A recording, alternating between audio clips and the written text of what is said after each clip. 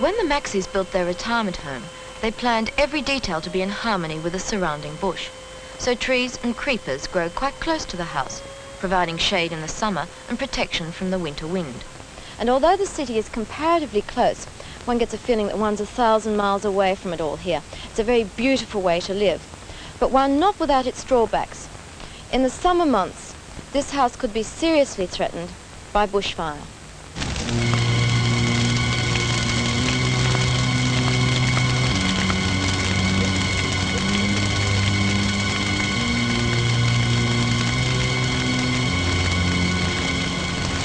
Well, at first we were both going to go in the house, but when we realised that everything was alight, I waited outside in case beams or something came down. And my husband got the one arm full of clothes and came back out. We stood helpless for a little while and then moved away because there was just nothing we could do, and you just couldn't stand and completely watch it.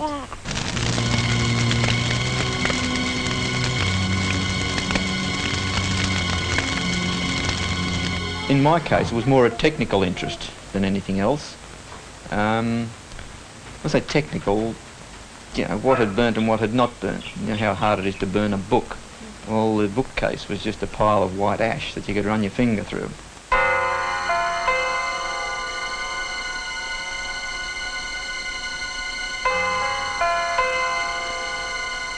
To see all your home picked up on graders and shoved into trucks, although there was nothing of any use there.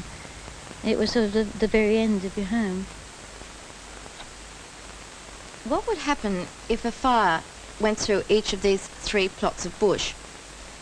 The ground cover on this one, as you can see, hasn't been touched for 20 years, so there's a lot of fuel there for a fire. This one hasn't been touched for 7 years, and there's a reasonable amount of fuel here, whereas this one has little fuel, as it was just cleared about 2 years ago. So the only difference between these 3 plots of bush is the amount of bush litter that's on the ground. So we're going to light up this taper and see what happens.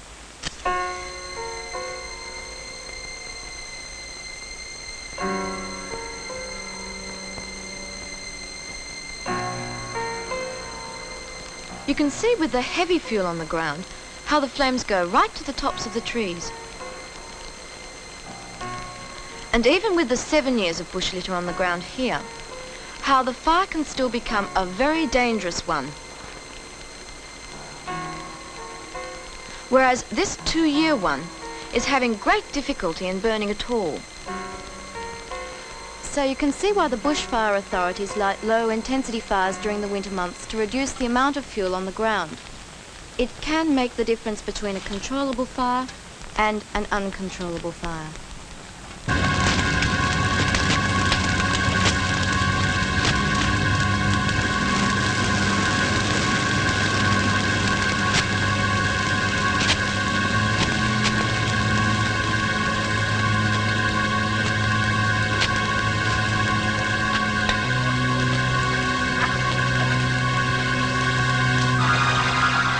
This man is suffering from heat stroke. He must be cooled quickly, or his life is in danger. When you get very close to the intense heat radiated from a big fire, your temperature rises, your body thermostat fails, and you faint. This can happen very suddenly.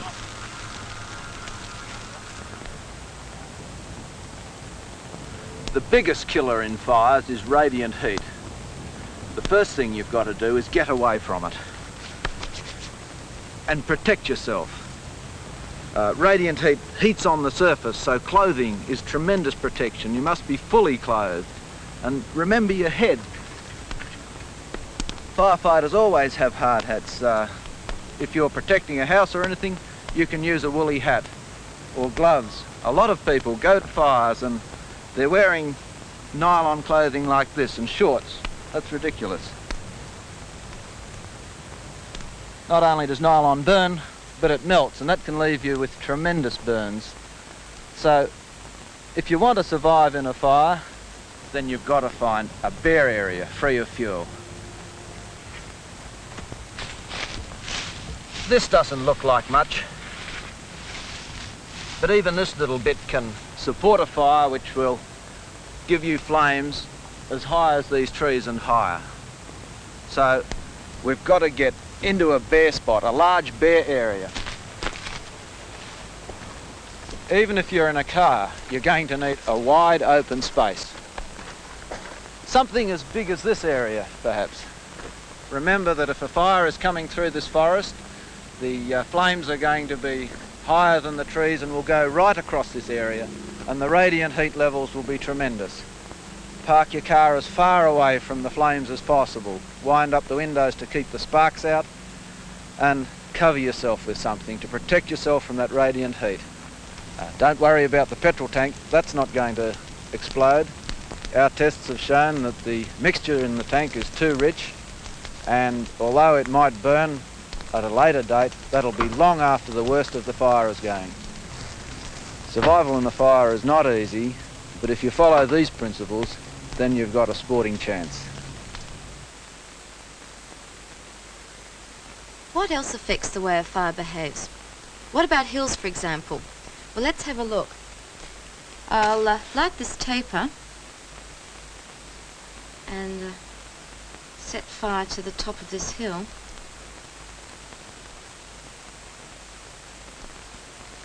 See how the fire behaves. Although the fire's burning very well, you can see that it's moving quite slowly along the ground downhill. As the fire comes to the bottom of the gully here, let's just watch and see what happens as it goes up the other side of the hill. As you can see, it goes much faster, and the reason for this is that it's preheating the fuel on the ground ahead of it. You can see how the fire's peaked right at the top of that rise there, where many houses near the bush are built.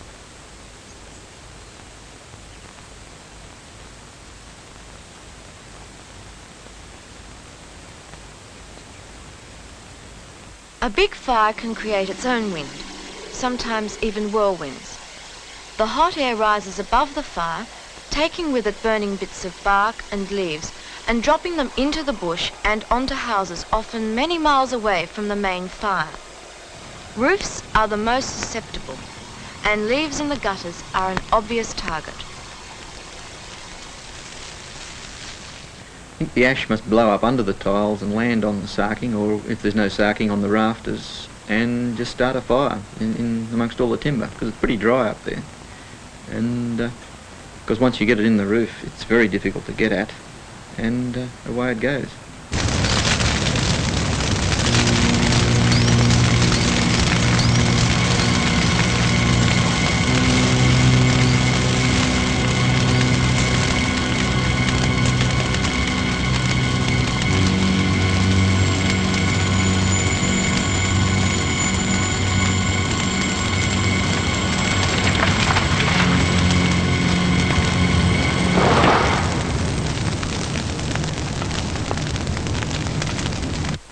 Just remember that most fires start in the roof. Overhanging trees drop leaves in the gutter and can act as a torch which will set your house alight again and again.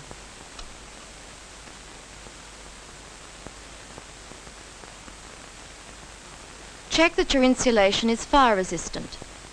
Petrol and wood piles close to the house are an obvious danger. Old sheds and rubbish in the yard are better removed.